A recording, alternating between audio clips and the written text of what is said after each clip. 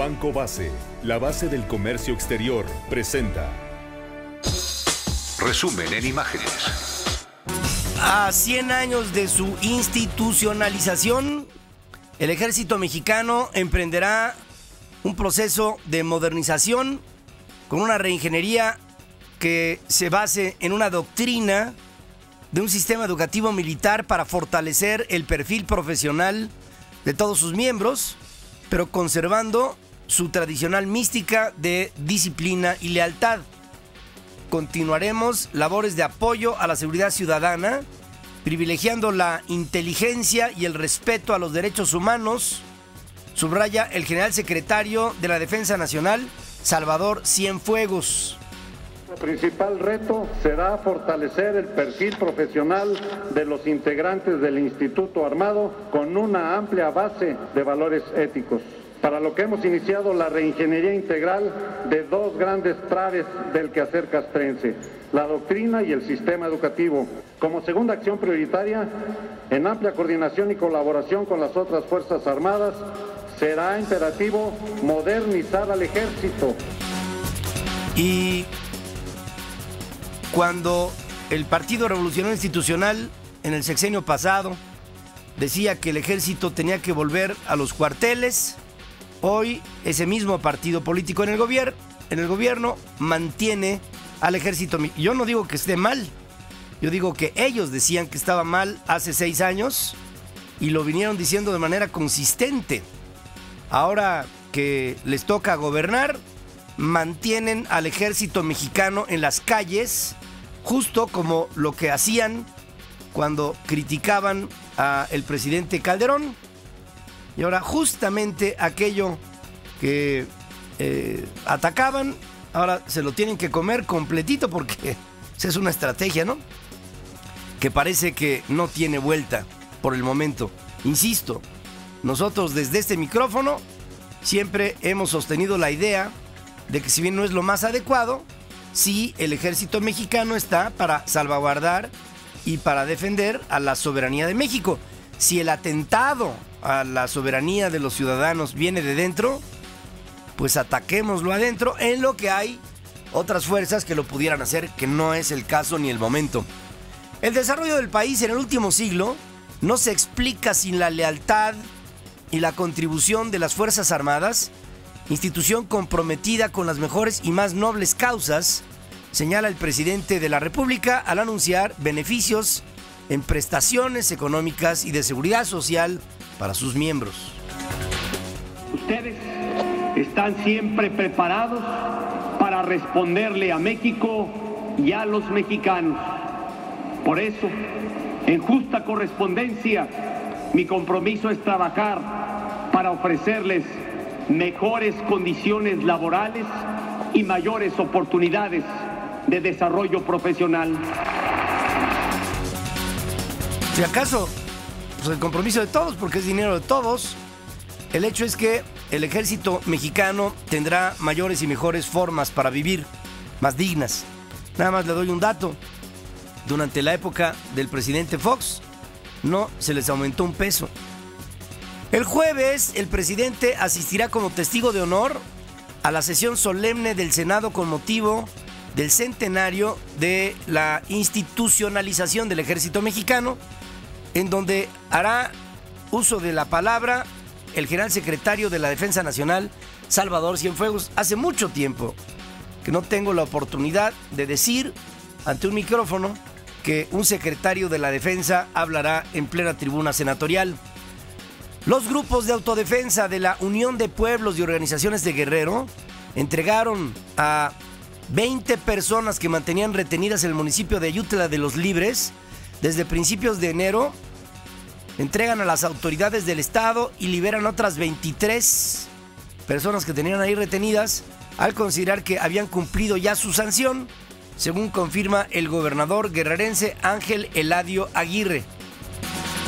Una parte, según el informe que me dieron, fueron liberados ahí mismo por considerar que sus delitos eran menores y que cumplieron con el procedimiento de reeducación, y el resto fueron trasladados a Chilpancingo. Las 20 personas entregadas a la Procuraduría del Estado quedaron bajo arraigo para verificar los delitos que les imputaron los comuneros, que ya no tienen a ninguna persona bajo su custodia.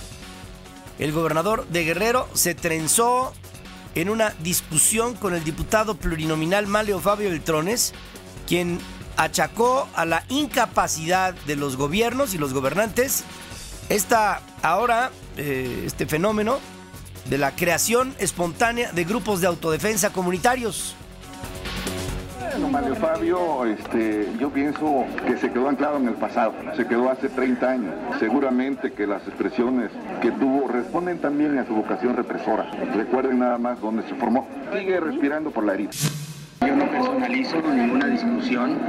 Primero me voy a enterar si estaba sobrio para saber en qué condiciones pudo emitir una declaración tan irresponsable. Y ya con esto Manlio le pega un pisotón en un callo, haciendo sentir que el gobernador de Guerrero es un borracho. Por otro lado, la Procuraduría de Guerrero... Yo no me estoy informando, ¿eh? Por otro lado, la Procuraduría de Guerrero continúa las investigaciones sobre un homicidio cometido por estos grupos de autodefensa el pasado 22 de enero. La víctima, un hombre de 30 años, originario de Chilpancingo, fue muerto a tiros por estos policías comunitarios en la localidad de Atliaca, municipio de Tixtla, cuando no se detuvo ante un retén. Mientras el senador por mayoría perredista, Sofío Ramírez, presentó una iniciativa para que se reconozcan legalmente a estos grupos de autodefensa, para que se sujeten a lineamientos del Sistema Nacional de Seguridad Pública y reciban incluso recursos federales para su equipamiento y su capacitación. Es decir, tomar a ciudadanos, armarlos y oficializar su presencia como parte del desempeño de los cuerpos de seguridad de nuestro país. ¡Qué peligrosa iniciativa! En Michoacán, fíjese, el gobernador Fausto Vallejo se adelanta a la idea y anunció que los guardias comunitarios que operan en al menos 4 puntos del estado serán regularizados y sus integrantes censados y entrenados e incluso recibirán un sueldo. Su gobierno, dice, estará pendiente de que no se desvirtúe la función de autoprotección que les dio origen. Fíjese, grupos extralegales, yo entiendo que es la ciudadanía, pero es extralegal, que no tienen más que un ámbito de improvisación y de desesperación, oficializarlos, armarlos, capacitarlos y al mismo tiempo subsidiarlos, eso es dinamita. Dinamita, y los gobiernos no se dan cuenta de ello. Es una tragedia. El gobernador de Morelos, Graco Ramírez, señala que las policías comunitarias deberán estar bajo un mando único policial, no podrán caminar por su cuenta y tendrán prohibido andar encapuchados. En Morelos no hay tal. La gente está confiando en que podemos actuar y las comunidades de origen indígena estamos platicando con ellos porque no va a haber ningún encapuchado, ninguna autodefensa de ese tipo aquí en Morelos. Pues no, imagínense, es ilegal andar encapuchado. El no presentar la identidad, lo que luego pasa con... Mire, por ejemplo, una de las cosas que no me gustan de las redes sociales es el anonimato. De repente sale ahí Darth Vader, ¿no? Y resulta que dice una cantidad de estupideces y de improperios y de cosas. ¿Y quién es Darth Vader? Pues quién sabe. Es como un cine repleto en donde sale un grito anónimo, ¿no? Es hasta cobarde. Y es totalmente fuera de lugar. Organizaciones civiles presentaron al Senado la iniciativa de reforma construida de manera conjunta para robustecer la aplicación de la Ley General de Víctimas, en la que se precisan conceptos y responsabilidades para la atención y reparación del daño de quienes sufren el embate de la delincuencia. No le puedo decir esto a las víctimas de Florence Cassés, porque ese golpe ya nos lo llevamos. Y dicho sea de paso, el gobierno entrante de Peña Nieto ya tuvo un golpe brutal de la sociedad con haber aceptado la salida de esta mujer hacia Francia, y que esta fuera recibida ya como Juana de Arco es indignante. Los activistas María Elena Morera, de Causa Común, Alejandro Martí, de México SOS, Javier Sicilia, del Movimiento por la Paz con Justicia y Dignidad, confiaron en que se alcanzará una legislación que en realidad ahorita está aprobada, pero no funciona. Ya sabe que la vetó Calderón, la echó para adelante Peña Nieto, no funciona y pues todos deshojan la margarita esperando lo mejor. Lo importante es la suma, que cuando queremos algo, en nuestras divergencias encontramos las convergencias. Esta ley no tiene patronos, no tiene titulares, no tiene creadores. Es una ley de todas las víctimas en este país. Esta ley y estas reformas no son, por lo tanto, vuelvo a repetirlo, contra lo que el sospechosismo, la mala fe y el desprecio por el dolor han dicho o insinuado. La ley y las reformas de Peña Nieto, la ley y las reformas del PRI, la ley y las reformas del Movimiento por la Paz con Justicia y Dignidad. Ahora ya es institución el señor Sicilia. Los activistas están a la espera de que venga de parte de esta nueva aplicación hacia lo que sería una forma para que la Ley General de Víctimas funcione a nivel nacional. Esperaríamos lo mejor todos, no solamente ellos. El Consejo Ciudadano para la Seguridad Pública y la Justicia Penal presentó un reporte sobre la violencia en municipios en el año que terminó. De acuerdo a un estudio estadístico, Acapulco fue el lugar con mayor número de homicidios, Tampico tuvo el mayor número de secuestros, Yautepec el mayor número de violaciones, Cuautla con el mayor número de extorsiones, Oaxaca con lesiones dolosas y la delegación Cuauhtémoc de esta capital con el mayor número de robos violentos. Por cierto, me siguen llegando cataratas de reportes de violaciones en todo lo que es la zona de costa de Oaxaca y de Guerrero. Es lamentable. Ayer, tristísimo, recibí un reporte muy sentido de una violación en Puerto Escondido y aparentemente bajo la indolencia de las autoridades que no acusan recibo. En Ciudad Victoria, en Tamaulipas, 2 granadas estallan cerca del Palacio de Gobierno la tarde de ayer, hiriendo con esquirlas a 3 personas que transitaban por ahí. Causaron daños a 2 vehículos. Los artefactos fueron arrojados desde un vehículo en marcha. Por otra parte, la alcaldesa de Gómez Palacio, Durango, esta mujer que ha sufrido todo, Rocío Rebollo Mendoza, asegura en conferencia que no piensa renunciar a pesar de los ataques a los negocios de su familia y a su propia casa. Asegura que desconoce los motivos, pues niega haber recibido amenaza alguna. Militares y policías federales y estatales incrementaron sus patrullajes en la comarca lagunera y ayer detuvieron a 4 presuntos delincuentes en calles de Gómez Palacio. Habla la presidenta municipal.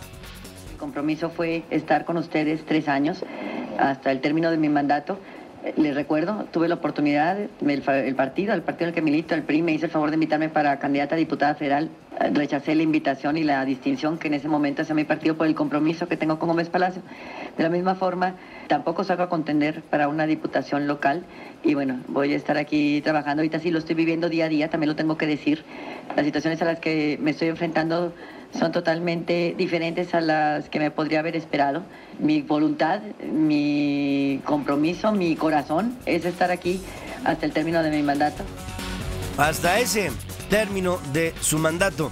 En Nuevo León, la Procuraduría del Estado investiga a un compañero del comandante de la Policía Ministerial, Gustavo Garza, asesinado ayer en la puerta de su casa por un certero disparo hecho desde unos 50 metros de distancia con un arma calibre 9 milímetros.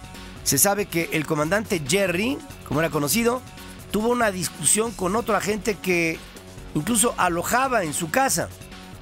Los temas de narcotráfico, seguridad regional, migración y comercio dominarán la agenda de la cumbre del Sistema de Integración Centroamericana y el presidente de México, Enrique Peña Nieto, que se celebra hoy en San José de Costa Rica. Peña Nieto viajó desde ayer a esa ciudad centroamericana para realizar una visita de Estado en la que sostuvo una reunión con su contraparte, Laura Chinchilla. Fue recibido ante la Asamblea Nacional, en la que hizo un llamado a los legisladores de ese país para aprobar un tratado de libre comercio entre México y Centroamérica. Hago un respetuoso llamado a los integrantes de la Honorable Asamblea Legislativa para seguir abriendo camino a las iniciativas que impulsen el desarrollo de nuestros países y la región y la integración de la región entera. Y en especial es importante hacer realidad el Tratado de Libre Comercio único entre México y Centroamérica. En otros temas, a pesar de las advertencias de las autoridades en contra del encarecimiento del huevo por un nuevo brote de influenza aviar, en tiendas de abarrotes y en mercados de, por ejemplo, la Ciudad de México, el kilo de huevo se subió de 24 pesos a 32, constatado por nuestra gente, ¿no? La Unión Nacional de Avicultores descarta que el brote en granjas de Guanajuato vaya a provocar desabasto de pollo, de carne de pollo o de huevo, pues la población de gallinas afectadas es de el 0.25% de la parvada nacional. Especialistas de la Facultad de Veterinaria de la UNAM consideran que el brote está controlado con el cerco sanitario que regula la movilización de pollos y gallinas en granjas del país. Hasta el momento han sido vacunadas 789.500 aves. Se han sacrificado 480.000 de 12 granjas de bachoco afectadas por el brote de la influenza aviar H7N3 en 4 municipios de Guanajuato. Esto lo informa por su parte el Servicio Nacional de Sanidad, Inocuidad y Calidad Agroalimentaria, el SENASICA. El organismo mantiene la distribución y aplicación de vacunas en zonas aledañas sin presencia del virus, para con esto hacer un cerco y prevenir el que esta epidemia se propague. Sin visos de solución, el conflicto entre los paristas del Colegio de Ciencias y Humanidades y las autoridades de la institución. Los jóvenes, que mantienen tomadas las oficinas centrales, se negaron a una desocupación de las mismas hasta que primero se resuelvan todas sus demandas, y ahora exigen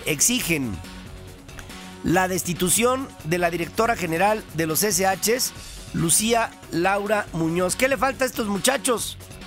Un par de nalgadas, ¿no? Ni narcomenudistas ni violentos. Nuestro movimiento es pacífico. Las autoridades del CCH, encabezadas por Lucía Laura Muñoz, desataron una campaña de provocaciones en el CCH Naucalpan para reprimir a los compañeros que han venido participando en los debates sobre el proceso de actualización del plan de estudios. Si esta funcionaria no tiene la autoridad o voluntad de resolver nuestras demandas, que son la reintegración a sus estudios y planteles de los compañeros expulsados y retiro de las denuncias penales contra nuestros compañeros procesados, pues que renuncie a su cargo. Por ello, los convocamos a la marcha este 28 de febrero del CCH Sur a Rectoría a las 16 horas para reafirmar que en el proceso de actualización de nuestro plan de estudios los estudiantes también contamos. Fíjense que yo estoy seguro, como ella, que los estudiantes también cuentan. El tema es cómo cuentan. Yo me pongo a pensar de mis épocas de estudiante, el haber condicionado a mis maestros y a mis directores, decir o haces esto o entonces quién sabe qué. Bueno, era una blasfemia, era un asunto impensable. El ejercicio de autoridad sobre nuestros directores y nuestros maestros, sobre nosotros alumnos, era casi una religión. ¿Y saben qué? Que se los agradezco, porque con eso aprendí a respetar. Y cuando aprendes a respetar, entiendes cuando eres respetado. No antes, no antes. Incluso estos chavos hicieron el amago de que iban a soltar las instalaciones tomadas para que hubiera una mesa de negociación, y después se echaron para atrás, engañando a todo el mundo. Así no se puede. Están infiltrados de una semilla que alguien les hizo pensar que como estudiantes tienen el derecho a secuestrar instalaciones, a arrinconar autoridades y a condicionar lo que es para ellos una forma de estudio a como ellos lo quieran, diciéndole a la directora del CCH que se vaya si no es que le gusta la forma en la que ellos se expresan. ¿En dónde está el mundo al revés? ¿En qué momento lo voltearon? Yo no me di cuenta. El secretario general de la Dirección General de CCH, Genaro Gómez, había aceptado las demandas de los estudiantes en lo referente a postergar la discusión de la reforma a los planes de estudio y a no aplicarles sanciones, pero la exigencia de reintegrar a los expulsados y a retirar las denuncias penales serían parte de las mesas de discusión. O sea, tú a mí, como maestro, me levantas una sanción. Y entonces yo te digo, ¿tú me sancionas? Pues mira, saco una pistola, te la pongo en la 100 y te digo, pues vamos a negociar, ¿no? Y entonces tú dices, bueno, está bien, vamos a aceptar que me tienes amagado y entonces discutamos. ¿Discutamos? Yo recuerdo una vez, con mucho cariño se los voy a decir, que mi madre me reprimió cuando era yo chamaco. Y yo me atreví a decirle, es que anoche discutimos, le dije a mi mamá. Y me dijo mi madre, con una madre no se discute. Si acaso la madre reprende, no estamos en el mismo nivel. Y tenía razón. Creo que estos estudiantes no tienen la menor idea, o alguien no les enseñó lo que es el mundo, la edad, la autoridad y las instituciones. Falleció el primer actor de la época de oro del cine mexicano, Joaquín Cordero. Muere a los 89 años. Uno de los grandes de la época de este cine, que reflejó también una época dorada del país. Participó en teatro, hizo radio, hizo televisión, obviamente todo el cine. Fue un hombre delicioso. Tuve el gusto, y por eso se los transmito, de conocerlo, siendo él uno de los mejores amigos de mi padre, de don Pedro Ferriz. Me pidió mi papá, me dijo, por favor, hijo, dile a toda tu audiencia que extraño mucho a Joaquín, que fue un hombre muy importante para México y que mi padre preside la Asociación Mexicana de Medios de Comunicación a sus 91 años. Dice, todos en la asociación nos sentimos profundamente afectados por la partida de nuestro querido Joaquín. Joaquín Cordero, en sus primeros años de adolescente, fue seminarista. Se iba a ordenar de sacerdote. Tenía, Joaquín, una conversación sobre temas de espiritualidad, de moral, de ética, de filosofía, de trascendencia, de temas esotéricos, de todo tipo de procesos mentales superiores de un ser inteligente. Los tenía, todos. Era extraordinario, era un hombre profundo, era un hombre que amaba el teatro y al histrionismo. Fue uno que a lo largo de su prolífica vida tuvo la oportunidad de alternar con todos, con Pedro Infante, con Jorge Negrete, con Lola Beltrán, con la Doña, con los hermanos Soler, Andrés, Domingo, con don Fernando, con Manolo Fábregas, con Sara García, con doña Prudencia Grifel. Díganme ustedes con quién, ¿no? Con todo el mundo, con todo el mundo. Joaquín Cordero fue un hombre de su tiempo, fue un hombre muy querido, muy respetado, y hoy, querido Joaquín, desde aquí, obviamente, todos, no te vamos a extrañar porque te vamos a ver. En Los Cinco Halcones, con Luis Aguilar, con Miguel Aceves Mejía, con Javier Solís, Joaquín hablaba así. Respetable público, a consecuencia del golpe que recibió en el corazón, el boxeador Lalo Gallardo ha muerto.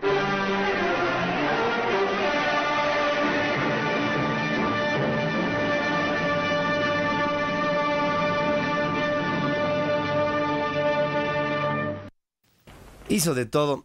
Me decía Joaquín en alguna ocasión que sus momentos de mayor felicidad fueron cuando estaba en un foro grabando una película. Eso lo transformaba, lo transportaba, lo cambiaba, sufría una metamorfosis, se convertía en el personaje, vivía con él, actuaba con él, amaba al personaje que interpretaba, vivía una distinta realidad de aquella que en la calle tenía que protagonizar. Su vida natural era en los escenarios. Su protagónico más importante fue su propia vida.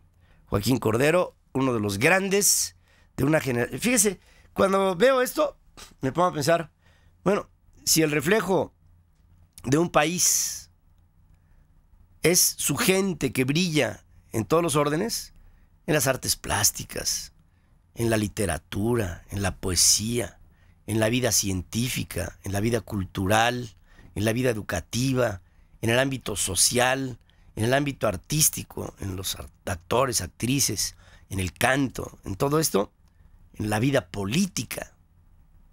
¿En dónde están las grandes figuras de este tiempo? Y otra pregunta, ¿este tiempo es uno de oro para México? Y si pretendemos, pensando que no lo es, que lleguemos a un mundo de oro, ¿valdría la pena empezar a incentivar a que haya cada vez más y más luminarias como estas que ya se fueron? Toda esta generación a la que hago alusión, Agustín Lara, Pedro Vargas, el propio Joaquín Pardavé, Fernando Soto Mantequilla, doña Prudencia Grifel, doña Sara García. ¿En dónde están? ¿Dónde están los nuevos? No se trata de hacer un comparativo, decir, este es como este. No, simplemente entrar en el terreno de saber que estamos cultivando, cincelando lo que sería para México, lo que tendría que ser otra vez una época de oro. Y para tener y hacer una época de oro, se necesita gente del mismo metal. Una reforma migratoria integral ayudará a fortalecer la seguridad fronteriza, asegura la secretaria de Seguridad Nacional de los Estados Unidos, Janet Napolitano, luego de visitar la frontera de Arizona con México, por donde se da la mayor casuística de cruce de indocumentados y también de drogas. La funcionaria estadounidense señaló que la reforma a las leyes de inmigración permitirá enfocar los recursos disponibles e impedir el ingreso de criminales, contrabandistas y traficantes, además de frenar las amenazas a la seguridad nacional. Aprueba la Cámara de Representantes de Colorado limitar la capacidad de los cargadores de rifles y revisar a fondo los antecedentes de todo aquel que adquiera un arma en ese estado. Insisto, Colorado. La regulación, aprobada por 34 votos a favor, 31 en contra de los republicanos y 3 demócratas, limita a 15 balas de cargadores para pistolas y revólveres y a 8 para rifles. El proyecto aún debe ser analizado por el Senado del Estado. Las restricciones, que van en sentido contrario a la tendencia predominante de otras legislaturas estatales, fue aplaudida por la Casa Blanca, que promueve medidas para combatir la violencia con armas y reducir los tiroteos masivos. El presidente de Bolivia, Evo Morales, viajó a Caracas, pero no le permitieron reunirse con su colega venezolano Hugo Chávez, quien según la versión oficial permanece hospitalizado luego de regresar a su país el lunes pasado a las 2:30 de la mañana. Evo se reunió con algunos familiares de Chávez, con el vicepresidente Nicolás Maduro y con el presidente de la Asamblea Nacional, Diosdado Cabello, a quienes deseó que su aliado y amigo se recupere del cáncer que padece. La explosión de una tubería de gas seguida de un enorme incendio dejó 14 heridos, varios en situación crítica, además de numerosos destrozos en una zona comercial de Kansas. El fuego inició cuando un camión se estrelló con un ducto de gas cerca de un popular restaurante que se quemó por completo. 3 personas están en calidad de desaparecidas. El gigante informático estadounidense Apple admitió haber sido víctima de hackers que lograron ingresar en el sistema de la compañía, pero descartó que su información interna quedara expuesta en un ciberataque similar al que sufrió la red social de Facebook hace unos cuantos días. La firma indicó que el ataque se produjo a través de un punto débil de la extensión Plug-in Java de los navegadores y afectó a las computadoras Mac de varios trabajadores. Apple está ya colaborando con las autoridades para dar con el origen del malware, es software malicioso, y atrapar a los piratas informáticos, al parecer vinculados a una serie de ataques cibernéticos recientes a firmas de tecnología en los Estados Unidos. La NASA restableció la comunicación con la Estación Espacial Internacional luego de casi 3 horas de angustia cuando perdieron contacto por un fallo en el sistema de datos.